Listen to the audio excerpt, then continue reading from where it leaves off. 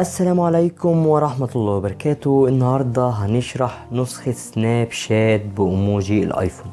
ان شاء الله النسخة جايبها لك بخط الايفون، وفي نسخة جايبها لك بأموجي الايفون، وفي نسخة جايبها لك بوضع الليلي. هتقولي طب ليه مش جايب لنا نسخة فيها التلاتة مع بعض؟ هقول لك للأسف لازم عشان تبقى في نسخة فيها وضع ليلي، نسخة لازم تبقى قديمة جدا، وكمان نسخة لازم يبقى فيها ايموجي ايفون، نسخة ما ينفعش تبقى قديمة. فكده فهي المشكلة في انا جبت لك كذا نسخة وانت اختار النسخة اللي تعجبك. فيلا بينا نبدأ الشرح. فلو انت اول مرة تشوف القناة فتنساش تشترك في القناة وتفعل زر الجرس، ولو عجبك الفيديو ما تنساش اللايك. ويلا بينا نبدأ. في الاول كده هنخش نشوف النسخة، فنروح على حاجة اسمها سناب شات. طبعا انا ملف عامله في جميع النسخ. طبعا في اول حاجة هي نسخة الدارك مود. نسخة الدارك مود دي هي نسخة شغالة على كل الاجهزة، ودي هنشرحها في اخر الفيديو. احنا دلوقتي هنشرح نسخة الاي او اس اللي هي نسخة الايموجي ايفون. زي ما شايفين نسخة الايموجي ايفون. طبعا نسخة الايموجي ايفون هسيب لك الرابط بتاعها، طبعا انت هتثبتها. طبعا لو انت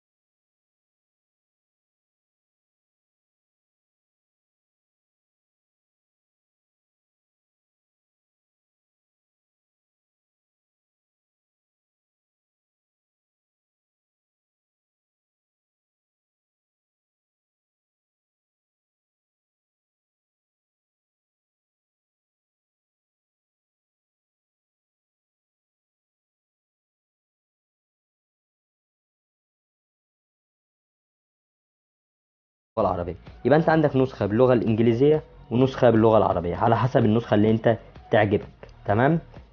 تمام. بعد كده نجرب بقى نسخة بخط الايفون. فنثبت نسخة بخط الايفون. طبعا انت لازم تمسح النسخة التانية قبل التثبيت.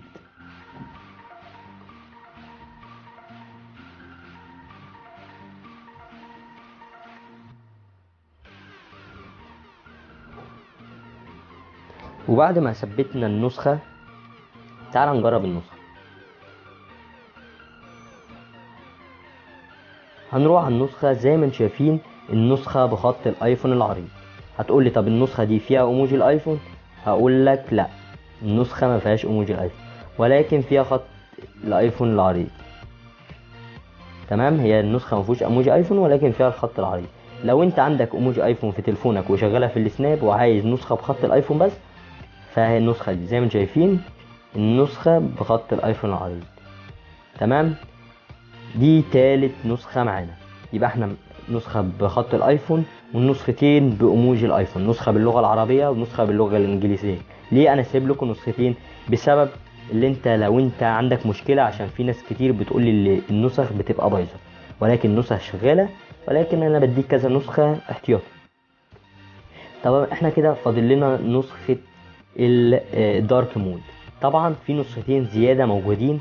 النسختين زيادة دولت لو عندك مشكلة في اي نسخة تانيين، النسختين بايموجي الايفون برضو، بس علشان انا يعني ساعات انتوا بتقولي النسخة مش بتشتغل معانا. فتعال نخش نشوف نسخة الدارك مود. الاول هنمسح كده النسخة اللي مع عندنا الاساسية دي كده. تمام. ونخش نثبت نسخة الدارك مود، وهقول لكم ازاي تفعلوا نسخة الدارك مود دي بالطريقة الصحيحة.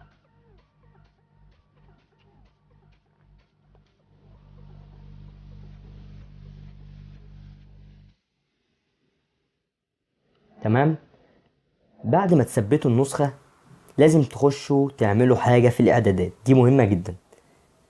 تمام. زي ما انتم شايفين فتحت الاعدادات معاكم اهو. هنروح على حاجة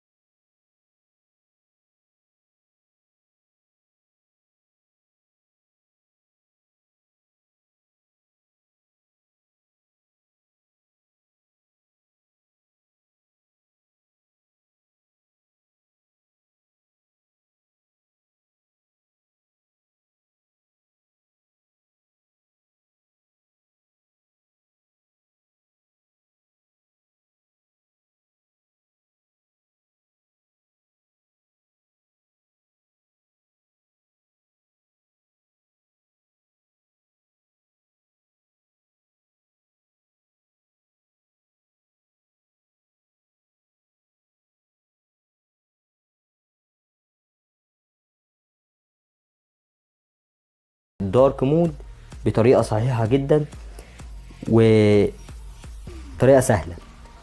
يا رب الفيديو يكون عجبكم. لو عجبك الفيديو متنساش اللايك والاشتراك في القناة، والسلام عليكم ورحمة الله وبركاته.